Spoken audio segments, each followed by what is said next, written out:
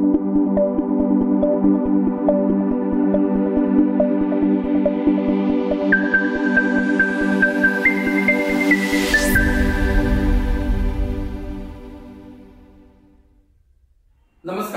ओम group tuition मध्ये आपल्या सर्वांचं स्वागत आहे। आपण सुरू केलेली मॅथ्स 2 ची नवीन सिरीज, त्यामधील चॅप्टर नंबर 1 सिमिलॅरिटी आणि त्यामधील टॉपिक बीपीटी म्हणजे बेसिक प्रपोर्शनेट थेरम, याबद्दल मी थेरम वगैरे तुम्हाला शिकवलेले आणि आता त्या थेरमच्या आधारे आपल्याला गणित कशी सोडवली जातात, सम्स कशी सोडवली जातात ते पाहायचं आहे। तर बघा, मी ना इथे एक सम्स लिहिलेला आहे, जसं की इन अ फिगर, एक फिगर दिलेला आहे, म्हणजे तो ट्रायंगल आहे A B C, line X Y parallel side B C. बघा, या क्वेश्चन मधली गोल्डन सेंटेन्स काय? क्वेश्चन मधली गोल्डन सेंटेन्स काय? तर line X Y parallel side B C, म्हणजे ही लाईन एक्स वाय ही या बीसी साइडला काय पॅरलल आहे। एक्स इक्वल टू 2 व्हॅल्यू दिलेली आहे, X B equal to 4, ay equal to 3 आणि yc इक्वल टू a, आणि आपल्याला ह्या a ची व्हॅल्यू काय करायची, फाइंड करायची आहे। तर बघा, इथे कोणती थेरम किंवा कोणती प्रॉपर्टी यूज होणार हे कसं ओळखायचं, हे मेन असतं। आपल्याला क्वेश्चन दिला, आम्ही रीड केला, तर ह्या क्वेश्चन मध्ये महत्त्वाचं सेंटेन्स काय आहे, इम्पॉर्टंट सेंटेन्स काय आहे, तर ती आहे ही बघा, लाईन एक्स वाय, ही जी लाईन आहे एक्स वाय ही पॅरलल आहे, हे सिंबल आहे पॅरललचं, असं सिंबल आहे, दोन उभ्या रेषा, हे पॅरलल म्हणजे पॅरलल म्हणजे समांतर, म्हणजे लाईन एक्स वाय ह्या बीसी साइडला त्रिकोणाच्या एका साइडला कसे समांतर आहे। थेरम काय सांगते, बीपीटी म्हणजे बेसिक प्रपोर्शन थेरम काय सांगते, जेव्हा एखादी लाईन त्रिकोणाच्या एका बाजूला समांतर असेल तेव्हा ती रेषा, ही लाईन इतर दोन बाजूला म्हणजे ए बी आणि एसी ला प्रमाणात विभागते, म्हणजे प्रपोर्शनेट करते। मग आता आपण काय लिहिणार, उत्तरामध्ये लिहिताना मी आन्सर मध्ये लिहिणार अकॉर्डिंग टू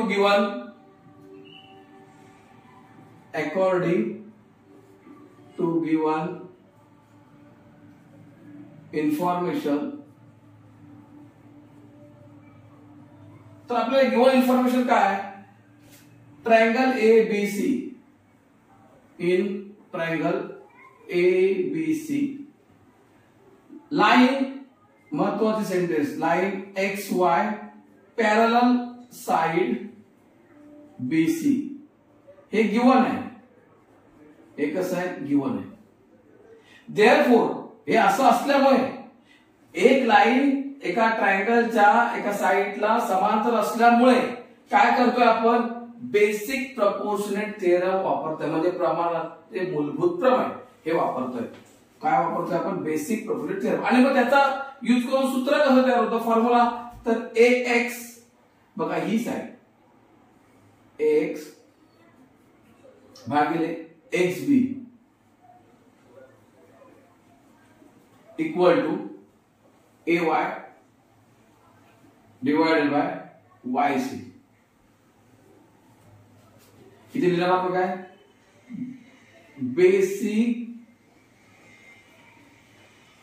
प्रपोर्शनॅलिटी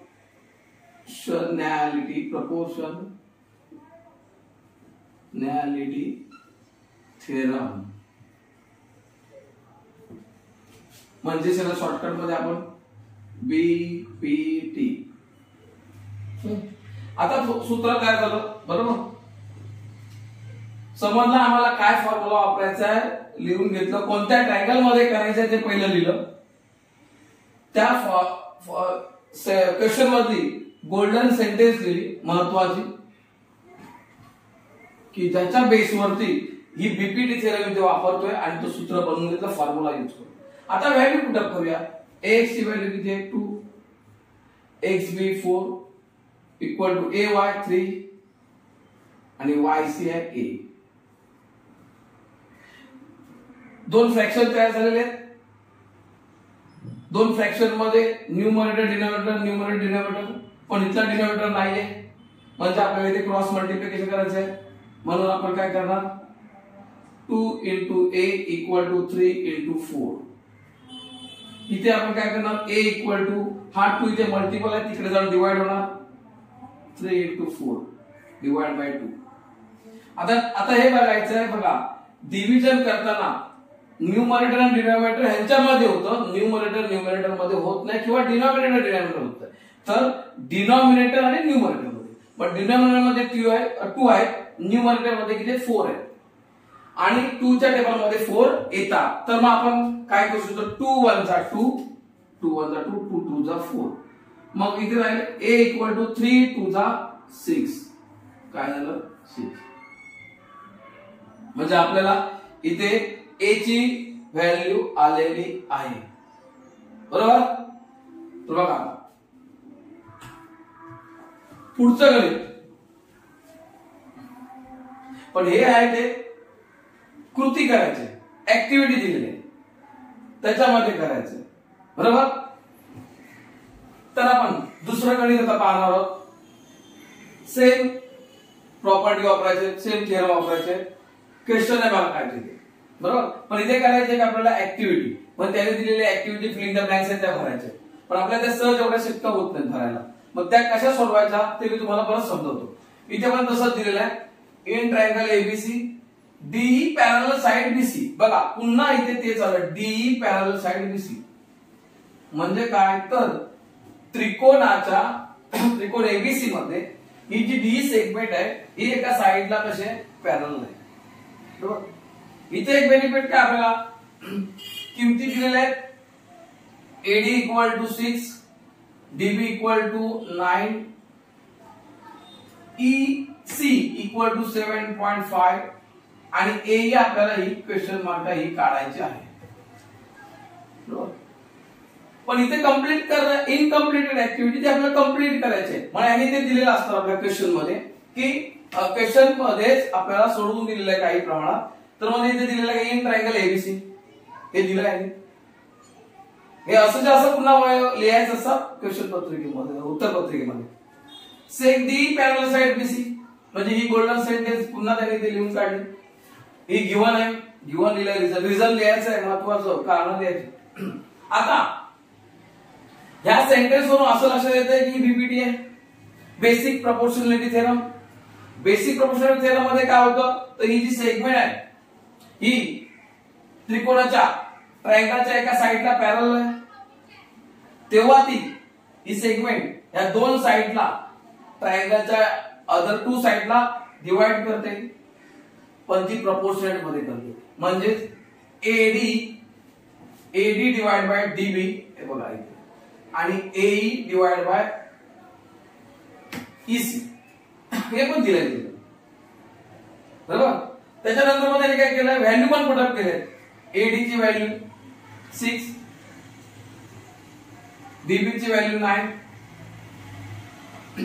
ए ची व्हॅल्यू माहित नाही, ए ची व्हॅल्यू माहित नाही, मग ईसी ची व्हॅल्यू माहित आहे पण त्यांनी दिली नाही. आपण काय करायची, पुट अप करायची 7.5.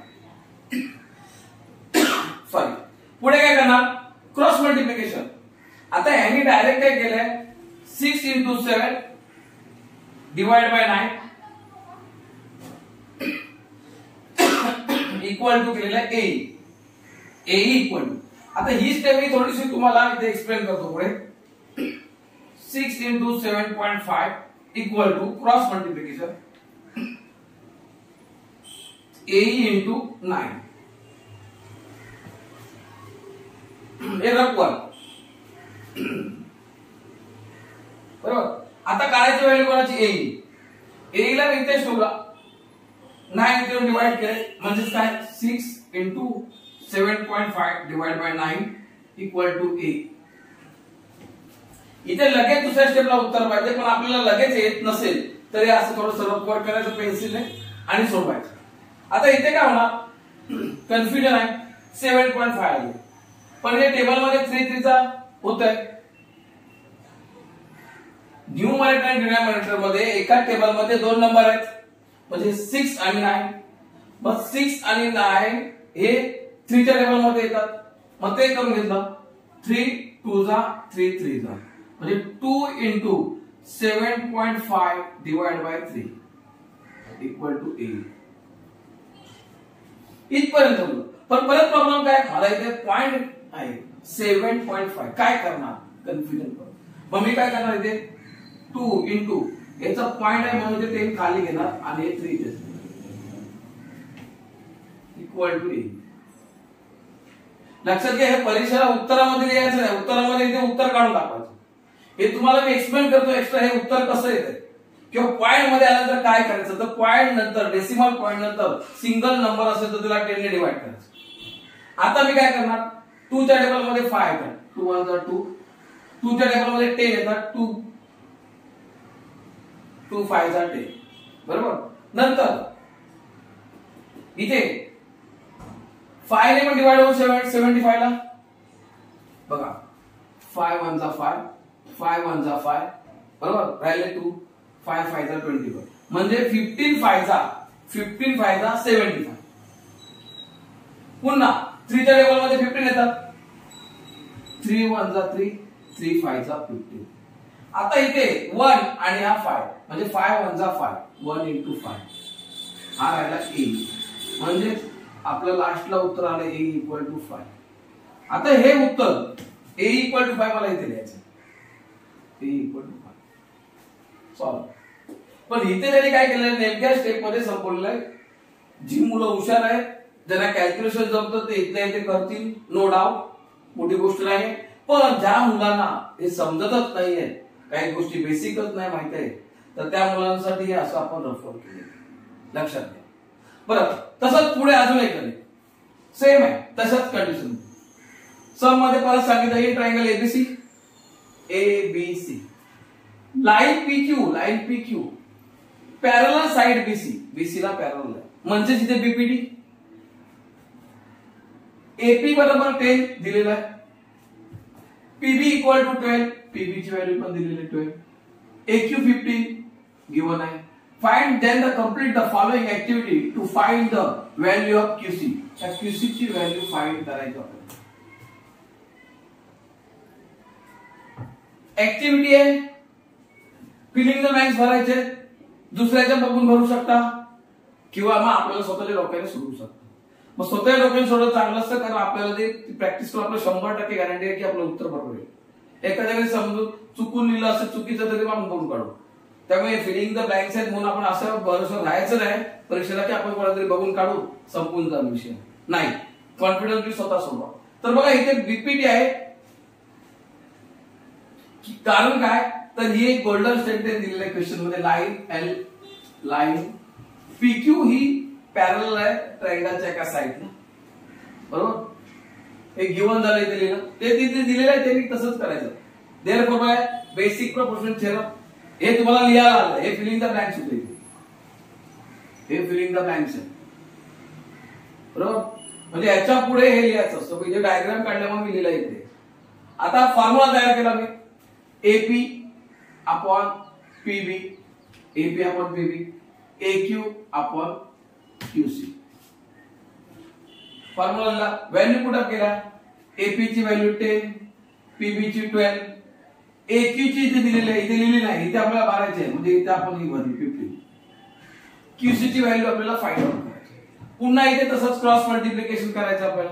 इकडे एक फ्रॅक्शन इकडे एक ब्रॅकेट मध्ये equal to sign cross multiplication मी परत साइडला लिहून देतो 10 upon 12 equal to 15 upon QC.